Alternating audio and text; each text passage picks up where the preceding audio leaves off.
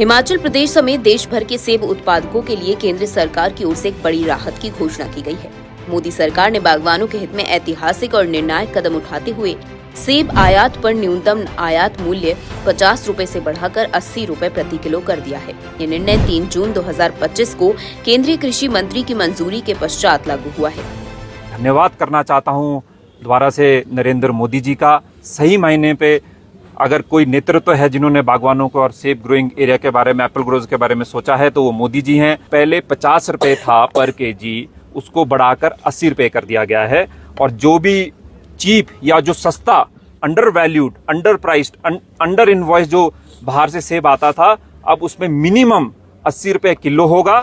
मोदी सरकार के इस निर्णय से न केवल विदेशी सेबों की अंधाधुंध घुसपैठ पर रोक लगेगी, बल्कि स्थानीय सेब उत्पादकों को उचित मूल्य मिलने का मार्ग भी प्रशस्त होगा। इस दूरदर्शी और साहसिक फैसले से देश के बागवानों का भविष्य और सुरक्षित होगा और एक मजबूत दिशा में आगे बढ़ेगा। देश के सेब उत्पादकों के हितों की रक्षा के लिए केंद्र की मोदी सरकार शुरू से ही प्रयासरत है। आप सभी को याद होगा कि 2023 में भी मोदी सरकार ने पहली बार सेब के लिए MIP 50 रुपए प्रति किलो निर्धारित किया था, जो कि अपने आप में एक ऐतिहासिक पहल थी। साथ ही पिछले वर्ष ही मोदी सरकार ने बागवानों के हित के लिए कार्टन पर लगने वाले GST को भी 6% घटा दिया था।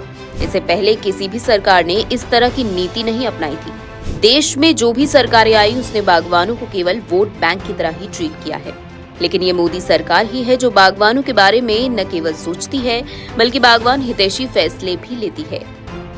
वर्ष 2018 से अब तक चीन से एक भी किलो सेब का आयात भारत में नहीं हुआ है। ये मोदी सरकार की स्पष्ट और सख्त नीतियों का परिणाम है, जिसने आत्मनिर्भरता को प्राथमिकता देते हुए स्थानीय बागवानी को मजबूती प्रदान की है।